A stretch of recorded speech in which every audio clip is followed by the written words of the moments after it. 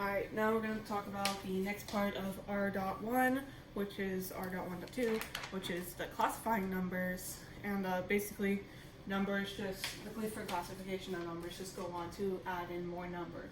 So first we have counting numbers, which is 1, 2, 3, 4 on into infinity. And we have the ellipses again to show that the pattern is indefinite on forever. But yeah, these are everything above 0 and beyond to infinity. Like, it's just to count things like how many cents you have, how many livestock and whatnot. But then we have whole numbers, which it just includes 0, which is counting numbers in 0.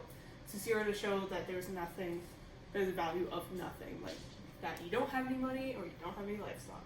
And of course that will also go on to infinity. And then we have integers. So it's just a set of numbers that include 0 and all the negative numbers into negative infinity as well as positive infinity. And this is to show when you have negative amount of money or you owe a debt. So if you had like $10 in your bank account and you owe a check for $15, you now have negative $5. So when it goes into the negatives, it shows that you owe something. And we have rational numbers, which goes on to be a quotient of A over B. A is, of course, the numerator, and B is the denominator. We've done this since like the 4th grade. But B cannot be 0. And we have written this set to define it as X. X equals A over B, where A and B are integers, or the set of numbers that can be negative or positive. And B cannot equal 0. So B is the only is an integer that cannot be 0, but every other integer is fine. So that will be our rational numbers. Now we get into our irrational. Oh, let me show you some examples of rational numbers that may look iffy, but are actually completely fine as answers.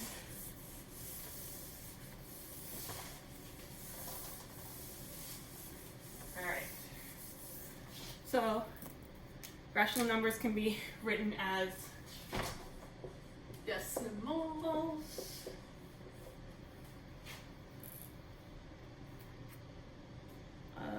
They didn't define decimals. Okay, either way, so this is a rational number, 100 over 3, because the bottom, the numerator, is not a 0. 2 over 3, which equals 0.6666 repeating. That is a rational number. Or maybe that's we could do ellipses to also show that it keeps going on a 6. And we also have 7 over 66, which is equal to 0.106 06 06 06 and repeating over. So these are all rational numbers because they can be defined even if they are repeating and go on to infinity. They are still a number. We're going to talk about irrational numbers.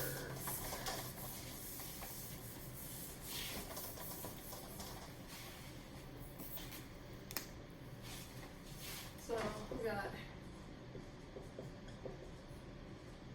spelled that wrong. I did. I'm missing R. Irrational. And these are, they occur naturally, but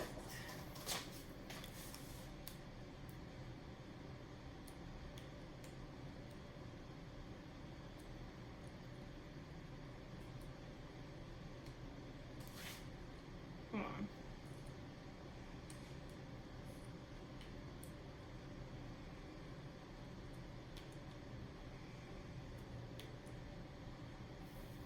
Where's the rest of this?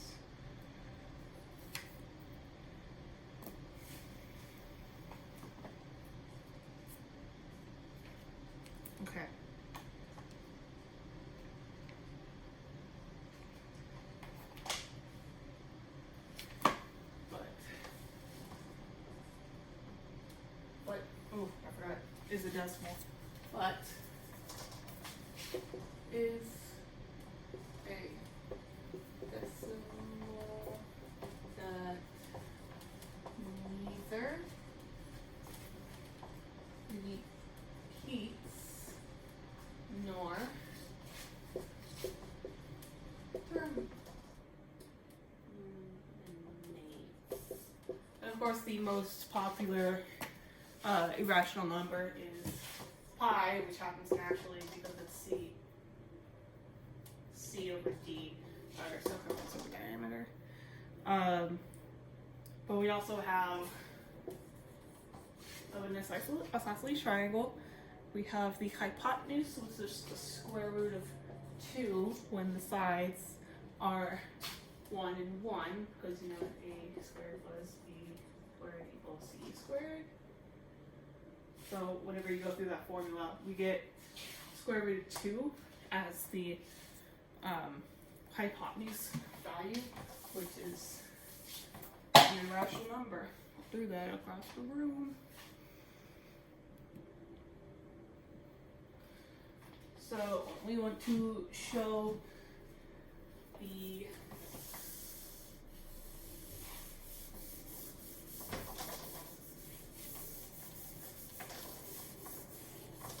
which sets belong in which. We have this. We have irrational.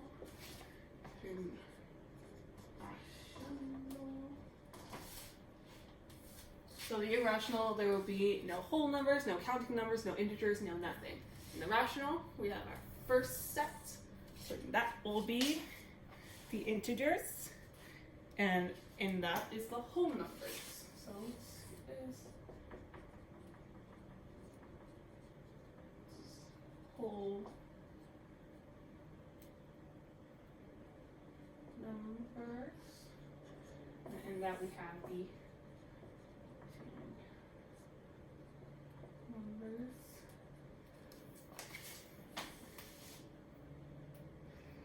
So you can see like how they build on each other. Like they just add more things for different sets. And the rational is just on a complete, irrational is on a complete category of their own. Alright. So we're gonna do a real quick example. And then that will be all for today, Monday, and Tuesday we'll do R.1.3 approximations in class after the introduction. There we go. We're going to have this set. It's going to take me a second to write down the set. So, you make that word. 3, 4 over 3, 0.12, square root of 2, pi, 10, 2.151515,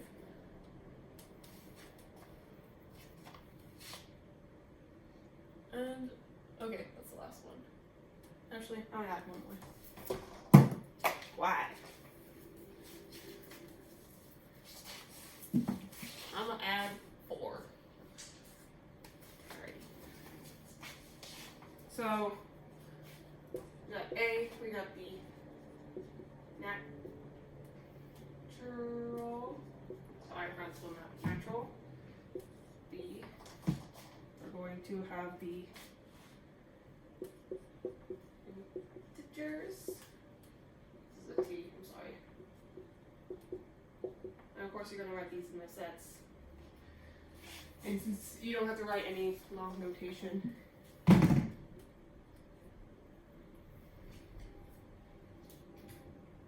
I dropped something. We're going to have C rational numbers. B irrational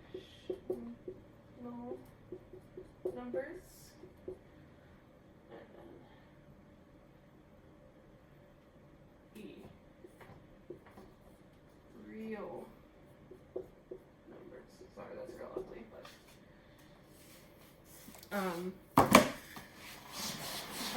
me on this board.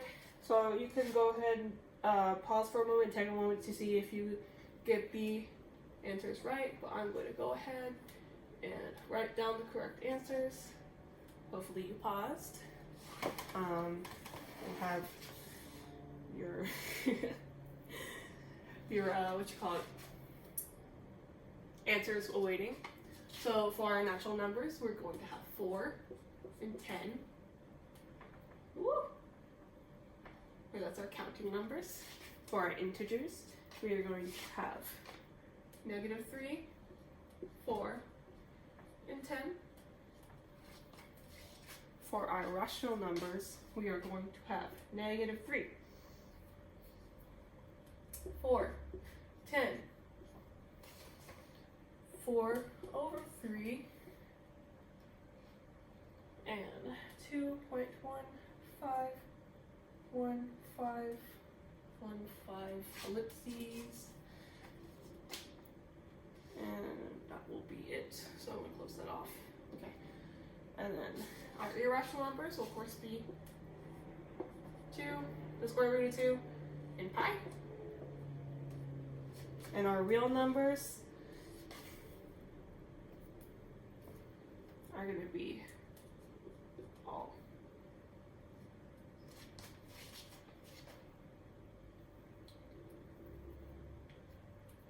So that's going to be today's lesson, or the last part of today's lesson. Read. Oh, you can't read. You don't have your book. I'll be giving your books tomorrow in class. While during our introduction, you won't have to read or anything, and then we'll go on to our approximations and associative properties and whatnot, which is kind of the bulk of the chapter. And I'll see y'all tomorrow.